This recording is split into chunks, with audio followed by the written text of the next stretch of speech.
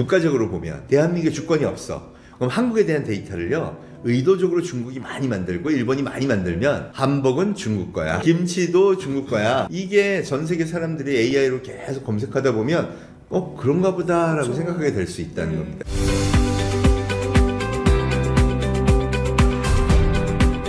아까 전에도 저희가 인터뷰했을 때그 문화라는 키워드를 되게 중요하게 말씀을 해주셨거든요. 그러니까 데이터 안에는 그 나라의 문화가 들어있는 거잖아요. 그럼요. 그러면 우리나라가 또 잘하는 게 뭐 K-팝 뭐 이런 것들, 식품 이런 것들도 또 하나의 AI가 결합이 되면 파급 효과가 있지 않을까 싶어요. 당연히 그렇죠. 그러니까 대한민국에 대한 관심도가 세계적으로 되게 높잖아요. 이게 사람들이 이제 AI로 검색을 하고 AI로 한다 그러면 AI가 한국의 문화, 한국의 데이터, 한국의 뭐 푸드, 뭐 여러 가지를 다 학습을 많이 해야 그게 그 사람들의 결과물에 나오겠죠. 그러려면 이 우리나라가 갖고 있는 AI 주권, 이것도 전략도 굉장히 중요해지는 겁니다. 이제 기업이 옛날에 SNS에서 검색을 해보면 검색 결과에 따라 그 기업의 이 밸류가 정해진다, 그거거든요. 그런데 그거를 이제는 AI가 검색했을 때 그 기업에 대한 정보가 어떻게 나오느냐가 되게 중요해진 거예요. 그러니까 마케팅 팀에서 TV 광고를 하는 게 중요한 게 아니라 AI한테 우리 회사에 대한 건강한 데이터를 공급해 주는 게 되게 중요해진 거예요. 그럼 국가적으로 보면 대한민국에 주권이 없어. 그럼 한국에 대한 데이터를요, 의도적으로 중국이 많이 만들고 일본이 많이 만들면 그걸 학습하고 나면 걔들이 유리한 쪽으로 한국에 대해 얘기를 할 거 아니에요. 한복은 중국 거야. 이렇게 되는 겁니다. 김치도 중국 거야. 근데 내가 따라한 거야. 이게 전 세계 사람들이 AI로 계속 검색하다 보면 그런가 보다라고 생각하게 될 수 있다는 겁니다. 그래서 그분들한테 진짜 한국의 문화를 정말 잘 설명해 줄 수 있는 아주 정교한 데이터들을 잘 만들어가고 그걸 AI한테 많이 학습시키고 전 세계 플랫폼들한테 그 데이터를 잘 전달하는 것도요, 앞으로 AI 주권을 지키는데 굉장히 중요한 겁니다. 안 그러면 나중에 이렇게 될 거예요. 그 역사에 보니까 고구려라는 나라가 있는데 어디 거야? 그건 중국 거지. 이렇게 될 수 있다는 거. 독도는 일본 땅이지. 한국이 불법 점거하고 있는 거야. 이렇게 얘기할 수도 있다는. 이 주권의 틀이 더 커져 버렸네요. 그렇죠. 그 국가의 문제가 아니라. 맞습니다. 그래서 그 나라의 데이터 주권을 갖는 게 그래서 요새 그래서 소버린 하는 이유가 그런 면에서도 굉장히 중요한 이슈가 된 겁니다. 장비도 어쨌든 들여왔고 이제 할 수 있는 역량이 갖춰지는데 또 중요한 건 사람이잖아요. 네. 과거처럼 야금야금 키워서 안 되고 빨리 우리도 많이 키워서 많이 투입을 해야 되는데 그 정도 규모의 인재를 빠르게 양성할 수 있는 상황인 건지. 사실은 좀 패러다임이 바뀌어야 하는 건 맞는 것 같아요. 그러니까 지금 이 인재 쟁탈을 위한 쩐의 전쟁을 보면 무시무시합니다. 다이티키라는 친구가 벌셉트라는 스타트업을 창업을 했어요. 그리고는 이걸 잘 키우니까 마크 저커버그가 너 그러지 말고 우리 회사로 와. 1,600억 줄게. 그랬더니 얘가 뭐랬는지 아세요? 됐어요. 그런 거예요. 그래서 그 다음 주에 그럼 3,300억. 네, 그럼 갈게요. 그렇게 된 거예요. 이 친구가 24살입니다. 어려서부터 코딩에 미쳐서 이제 한 애죠. 그리고 코딩을 막 이렇게 하다 보면 자기가 더 궁금한 것들이 있잖아요. 그러면 수학적인 걸 바탕으로 AI나 뭐 이런 것들에 대해서 더 공부하고 그걸 더 확장시키고 그 AI의 뭐 LLM이라든가 새로운 것들을 흡수한 속도가 빨라졌겠죠. 그리고 AI를 활용하니까 코딩도 자기가 해보고 싶은 걸 다양하게 머릿속에 떠오르는 것들은 쫙 해봐서 그런 역량을 인정받아서 이렇게 된 거예요. 또 한 친구가 알렉산더 왕이라고 97년생인데 이 친구는 스케일 AI라는 업체를 창업을 합니다. 얘는 뭐 하는 데냐면요, 예를 들어 자연주행을 학습해야 되잖아요. 그럼 학습의 데이터를 정교하고 깔끔하게 만들어주는 거예요. 그걸 레이블링이라고 하거든요. 그걸 업체를 차렸는데 이게 대박이 난 거죠. 그래서 마크 저커버그가 얘가 탐이 난 거예요. 근데 스케일 AI가 워낙 잘 나가는 회사니까 얘를 인수하면 나를 데려갈 수 있어요. 얼만데? 19조예요. 19조. 사버렸어요. 그리고 알렉산더 왕이 지금 메타의 AI 총괄 책임자가 된 겁니다. 그래서 물어봤죠, 저커버그한테. 아니, 지금 20조나 쓸 일이냐고 인재 징탈을 하는데. 그랬더니 뭐라 그랬는지 아세요? 그래봐야 우리 회사 지분이 1%밖에 안 되는데요. 뭐. 그러니까 이제 제가 얘기하고 싶은 게 뭐냐면 이 인재 전쟁의 규모를 보면 이제 우리나라 개발자도 뭐 1,200억 받은 친구 있잖아요. 이 규모와 연령대를 보면 다 20대 중초반들이에요. 그리고 마크 저커버그가 되게 늙어 보이죠. 84년생입니다. 샘 알트만이 85년생. 이분들이 AI 업계의 원로예요. 그러니까 자기가 못하겠으니까 20대 초중반 애들을 데려다가 이걸 시키는 거죠. 그럼 우리도 어떻게 해야 될까? 어릴 때부터 그런 호기심과 수학, 또 코딩 이런 다양한 것들을 관심 있어 하면 많이 잘 가르쳐야 돼. 근데 우리는 수능만 가르치잖아요. 이게 약간 또 취약점이기도 한데 그럼 뭐 코딩만 잘 가르치면 야 코딩은 AI가 다 한다며 자꾸 이런 얘기만 하는 거예요. 근데 사실 코딩은 언어잖아요. 내가 누굴 시키려도 언어를 잘하는 사람이 중요한 거고 그 다음 언어를 잘 알고 그 다음 뭐가 필요할까요? 새로운 걸 생각해내는 창의성 또 수학에 대한 깊은 관심 그 다음 AI 분야에 코딩이 나왔고 논문이 나왔다 그러면 그걸 이해할 수 있는 그런 이제 도메인 나리지라 그러죠. 그런 것들을 체계적으로 공부할 수 있도록 해주면 좋은데 그런 거에 대한 호기심을 가진 애들을 우리는 의대로 보내거나 너 수능 준비 안 하고 뭐하니 그러고 그래서 1,000억대짜리가 쉽게 우리는 나오기 쉽지 않다는 겁니다. 그래도 사실 이제 전 세계적인 트렌드가 이렇게 되면 그런 사람들을 육성하는 시스템들이 좀 나오지 않을까 좀 기대가 되고요. 그게 이제 대학에 와서 그럼 수능 다 보고 나서 공부를 한다 그래도 갑자기 그런 걸 잘하는 사람이 뛰어나게 나오진 않겠지만 몇 년 내에 생각해보면요. 챗GPT 나온 지 3년밖에 안 됐네. 맞아요. 그럼 얼마 안 배워도 충분히 할 수 있겠네. 나중에 고등학교 마치고서 하더라도 1,000억짜리 나올 수 있겠다. 그래서 저는 한국의 그 교육열을 좀 화끈하게 띄워주면 아니 의대 간다고도 저렇게 난린데 너 1,000억짜리 한번 가보자. 이걸 좀 군부를 떼서 그러면 우리 애들처럼 세계 경쟁력이 있는 아이들은 그런 역할들을 많이 할 것 같아요. 안타깝긴 하죠. 왜냐하면 우리는 못 주거든요. 삼성전자에서 1,000억 주고 스카웃 못 해요. 맞아요. 다른 데들은 1억 주는데 1,000억을 우리 사회에 이걸로 받아들일 수가 없죠. 그런데 중요한 게 뭐냐면 저는 지금은 거기 가서 성공하는 게 나아요. 그리고 그 돈 받아갖고 또 스타트업을 만들어서 한국하고 연계된 사업을 계속 가는 게 저는 좀 크게 보면 거시적으로 보면 지금 그럴 때지. 아니 솔직히 우리 소장님 미국에서 500억 준대. 근데 누가 잡아 아빠가 넌 애국해야지 어딜 가니? 아빠 500억 포기하겠습니다. 그럴까요? 아빠도 가라 그럴 것 같아요. 저라면 500억을 벌어오는 게 애국심. 그렇지. 그런 핑계로라도 어쨌든 가라 그러지 막을 일은 아닌 것 같아요. 더군다나 한국처럼 이제 선진국에 진입해서 세계관도 바뀌어 있기 때문에 아이들 막을 수가 없습니다. 그러면 그런 기회가 왔을 때 자기의 포지셔닝을 촥 바꿔주는 노력이 필요하다는 겁니다. 실리콘밸리를 갔더니 뭐 미국인들 다 빼고 나면은 그 딱 3명의 국가 사람도 있어요. 중국, 인도, 한국. 맞아요. 근데 거기 안에 한국이 들어있다는 게 참 이제 다행이긴 하지만 나머지 두 나라 인구가 15억이잖아요. 이게 그런데도 우리나라는 또 그나마 또 이제 괜찮은 인재들이 자꾸 의대 가겠다고 자꾸 국내로 빠져버리니까 수급이 딸린 거예요. 그 안에서도. 근데 여기에 우리나라 인재들이 좀 많이만 와서 실리콘밸리 좀 비벼만 주면 그렇죠. 대한민국이 이쪽 분야에서 4강 안에 들어가는 건 확실한 일이 되겠구나라는 느낌이 들어서 맞습니다. 만나는 사람마다 이제 의대 가지 말고 여기 가야 된다. 그러니까요. 설득하고 있어요. 그러니까 영재학교 뭐 과고 이런 데에서 어릴 때부터 그런 거 막 해가지고 그걸로 뭐 특혜를 줘서 뭐 어디 못 가게 뭐 자꾸 잡으려 그러지 말고 아예 그런 애들 어릴 때부터 가서 AI 뭐 경진 대회라든가 이런 거에서 좀 큰 물에서 놀면서 좀 키워내는 것도 굉장히 괜찮은 전략이라고 생각합니다. 꿈이 생겼어요. 자식을 낳으면 AI 쪽으로. 본인이 해도 되지 아직. 저는 좀 늦은 것 같고 제 자식은 이제 AI 쪽으로 좀 이제 밀어줄 건데 그럼 몇 살 때부터 이런 교육들을 시켜야 되고 어떻게 좀 지도를 하는 게 좋을까요? 저는 아주 재미있는 사례가 있다고 생각하는데 작년에 노벨상을 받은 분이요. 데미스 허사비스 알파고 만든 사람입니다.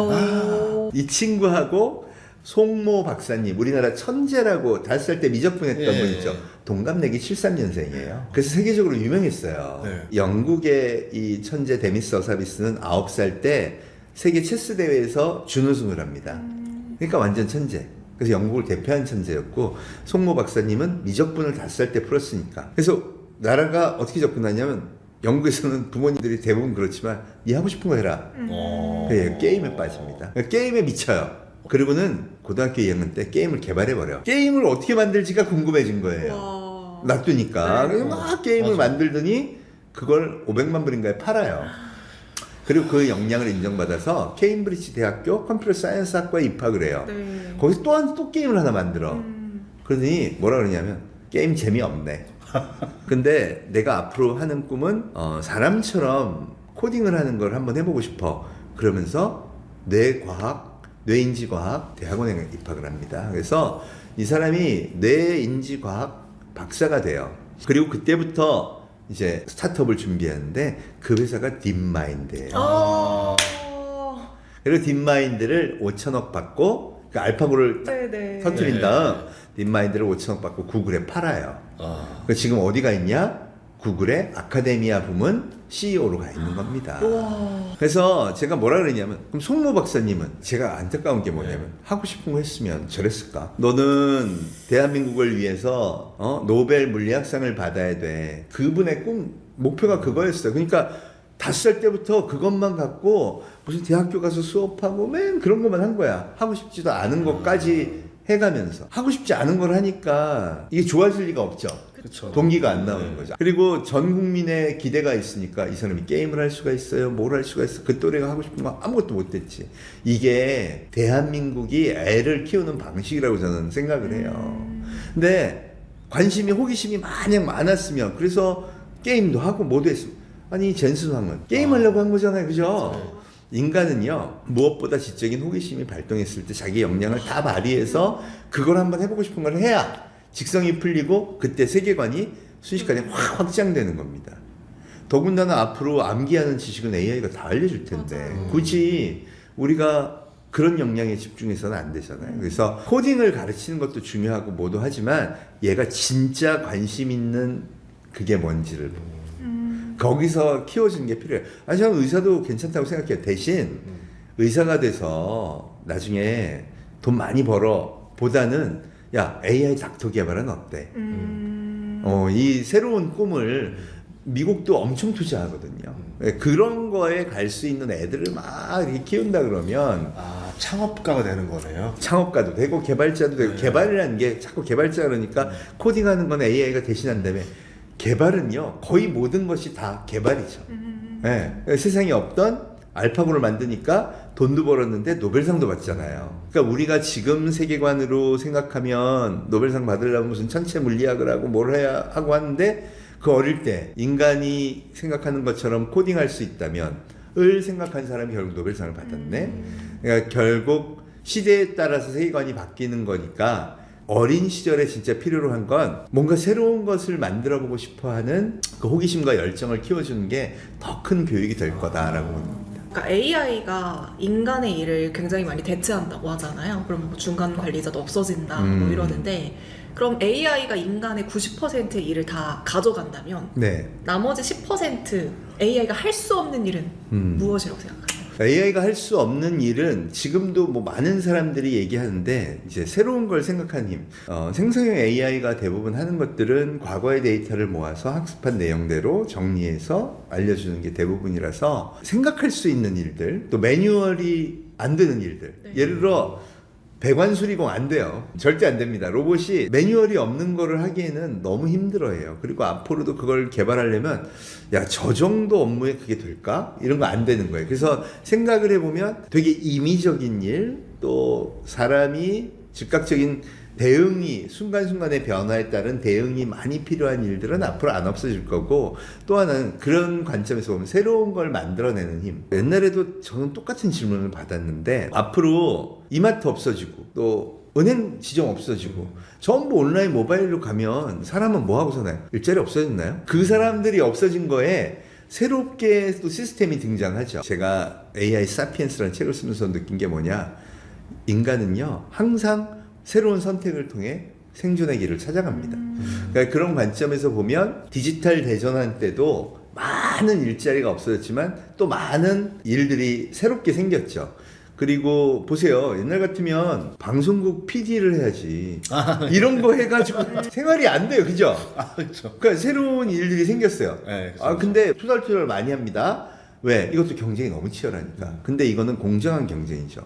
옛날에는 어떻게 해야 됐어요? 방송국 PD에 어떻게든 동문이거나 신청이거나 그래야 되는 거야. 이게 뭐냐면 레거시가 지배하는, 소위 말해서 귀족 사회가 지배하는 사회에서 이렇게 온 거는 굉장히 공정해지고 굉장히 잡에 있어서 소위 말하는 이 실력주의가 실현된 케이스예요. 이 콘텐츠가 좋으면 사람들이 볼 거고 실력 없으면 아웃이에요. 냉정하다 그러지. 그래도 부모 돈 받고 아버지가 귀족이라서 내가 성공한 사회보다는 훨씬 더 발전된 사회 현상이라고 봅니다. 그러니까 결국 앞으로 이런 현상은 계속 확산될 거예요. 네. 메이저 트렌드는 있어요. 우리가 토요일 근무 안 하죠. 예. 앞으로 4.5일, 4일 된다. 그렇게 될 거예요. 저는 그렇게 생각해요. 그래서 사람들이 인생의 되게 중요한 부분이 놀고 휴식하고 새로운 재미있는 경험을 하는 것도 굉장히 중요한 삶의 일부분이 된다. 우리가 산업혁명 시대 이후에는 그저 기계처럼 일을 해야 된다고 했다 그러면 이제 그런 많은 부분들을 기계들이 해결해주고 왜 가사도 결국 뭐 세탁기, 식기세척기, 청소기가 다 와서 도와주는 것처럼 결국 계속 그렇게 진보가 될 거고 네. 그 안에서 무언가 의미 있는 일들을 인간은 또 반드시 새롭게 만들어내고 그로 인해서 일자리들이 또 많이 생길 거라고 봅니다. 그리고 그런 바람에 이제 국경 없이 세계를 여행하는 사람들도 많아질 네. 거고 더 확산될 가능성이 크고 예. 실제로 IT가 되고 나서 또 많아진 게 카페가 많아졌잖아요. 맞습니다. 거기서 일도 하고 아, 그렇죠. 공부도 하고 옛날 같으면 상상도 못했던 그렇죠, 일인데 그렇죠. 그럼 이제 캠핑장이 늘어난다던가 이런 여행 쪽이 또 늘어날 수도 있겠다 볼 수 있겠네요. 그럼요. 왜냐하면 또 이런 유튜버들이 어디 갔더니 너무 좋더라 그러면 나도 그거 가서 보고 싶다. 네. 이런 것들 때문에 돈을 많이 쓰잖아요. 그럼 결국 새로운 산업의 생태계가 형성될 가능성이 굉장히 크다. 그렇게 보고 있습니다. 저는 이거 여쭤보고 싶었던 게 건설업이라든가 조선업 같은 데는 AI가 대체하기 쉽지가 않다라는 말을 많이 해가지고 맞습니다. 언젠가는 뭐 된다 하더라도 굉장히 늦은 속도로 된다던가 이렇게 되는 거 아니냐 궁금했었거든요. 그렇게 보시는지. 약간 이제 다른 그게 있어요. 그러니까 뭐냐면 건설업이나 조선업 같은 경우는 좀 느릴 거다. 왜? 일단 이게 돈이 많이 남는 장사가 아니에요. 근데 로봇을 집어넣으려면 비싸잖아요. 예. 근데 이게 왜 희망이 보이기 시작했냐? 대량 생산이 되니까 싸지는 거예요. 그러면 지금 테슬라의 옵티머스가 자기네 양산 들어가면 2만 불 목표다. 그럼 2만 불이면 비싸야 3천만 원이잖아요. 예. 3천만 원이면 1년 인건비도 안 되는 거죠. 그럼 야 가만히 있어봐. 얘를 뭐 시멘트나 뭐나 단순하게 할 수 있는 것들은 얘를 쓰자. 이럴 가능성이 되게 높아지는 거예요. 이게 3억이면 못 써요. 근데 3천만 원이면 쓰죠. 또 김밥 천국에서 야 김밥 말고 뭐 하는데 쓰자. 이 가능해진다는 거죠. 건설업 같은 경우는 더군다나 지금의 건설 방식으로는 어려울 텐데 방식을 바꿀 가능성이 있죠. 집을 로봇이 공장에서 지어갖고 왜 요새 모듈라 주택 뭐 이런 거 나오잖아요. 이런 것들이 새로운 방식으로 등장해서 싼 비용으로 더 나은 생활 환경을 제공할 가능성이 커지면 그렇게 전체적으로 바뀔 가능성도 매우 크다는 거고 조선업도 비슷하다고 봐요. 뭔가 작업의 프로세스에서 이 로봇이나 AI가 하는 역할들이 달라질 가능성이 있죠. 용접도 벌써 로봇이 많이 대체한다고 하잖아요. 그런 것들이 이제 점점 더 확대되면 여기도 뭐 변화가 있을 거라고 생각합니다. 우리가 생각했던 지금 이렇게 전통적인 제조 산업이 왜 로봇을 못 받아들이냐면 로봇이 너무 비싸서 그래요. 개발비랑 이런 게. 근데 휴머노이드는 얘기가 다르죠. 휴머노이드의 장점이 뭐냐면 따로 설비 투자가 필요 없어요. 개발도 하라 그런 게 아니야. 사람이 해. 그리고 이거를 다 매뉴얼화 하자. 예. 매뉴얼하고 나서 녹화를 해요. 그 다음에 휴머노이드를 투입해서 네. 학습을 시켜요. 언제까지? 99%의 수율이 올라갈 때까지.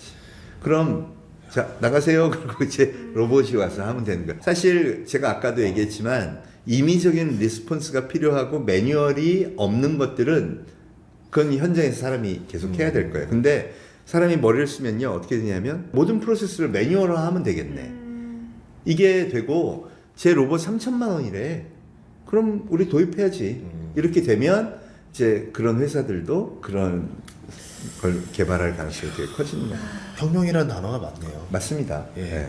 어쨌든 뭐 수천조의 자본이 로봇 개발하라고 주고 있잖아요. 그래서 젠슨왕도 나 휴머노이드에 꽂혔어. 근데 이 사람 7천조 있어.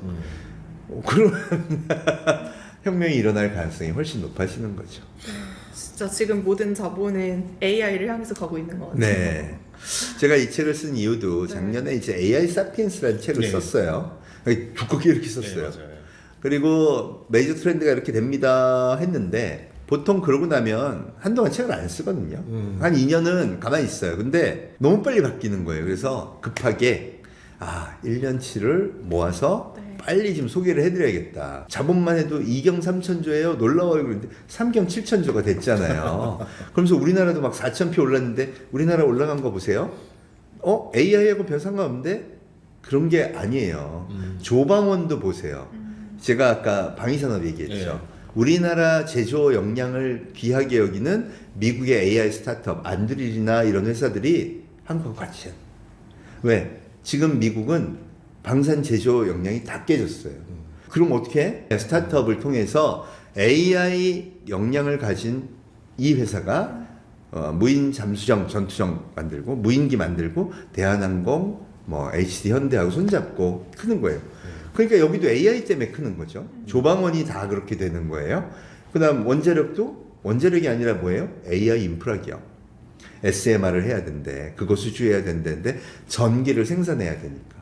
이게 다 연결돼 있다는 겁니다. 그래서 그런 관점에서 앞으로는 더더욱 지금 적어도 3년간은 이 혁명기에 공부를 더 열심히 해야 된다. 그럼 공부하려면 트렌드에 대한 자료는 있어야 될 것 같아서 그렇죠. 제가 이 책을 펴내서 2026년을 어떻게 준비하실까? 글로벌 AI 트렌드를 좀 공부하시라고 정리해 놓은 좀 얇게 딱 마침 이거 딱 우리 영상 나올 때쯤 수능 끝난 타이밍이거든요. 네. 수험생들 수능 끝나고 한 번씩 다 읽었으면 좋겠어요. 네. 정말 그렇습니다. 네. 제가 이제 수업을 하면서도 다들 고민하는 게 뭐 커닝 문제도 나왔지만 AI로 숙제를 만들어내면 어떻게 검사하세요? 저는 그 질문이 틀렸다고 생각해요. AI 시대에 어떤 교육을 준비하고 계세요를 궁금해야지 옛날 방식으로 암기해서 쓰는데 AI 활용하면 어떡하실 거예요? 그게 아니라 더 발표하는 능력, 생각을 만들어내는 힘, 그게 합리적인가, 또 그걸로 남을 설득할 수 있을 만큼의 역량이 있는가, 이런 방식으로 교육이 다 바뀌어야 되는데 그걸 그렇게 생각하지 않는 게 어떻게 보면 더 큰 문제라는 겁니다. 그래서 생각의 대전환을 빨리 하시는 게 필요하다. 오늘 진짜 너무 좋은 이야기들 많이 들었고 더 궁금한 내용들은 이 글로벌 책에서 만나요. 트렌드에도 네. 자세하게 있으니까 같이 한번 읽어보면 너무 좋을 것 같습니다. 네, 오늘 최재봉 교수님 출연해 너무 감사합니다. 네. 고맙습니다. 네, 감사합니다.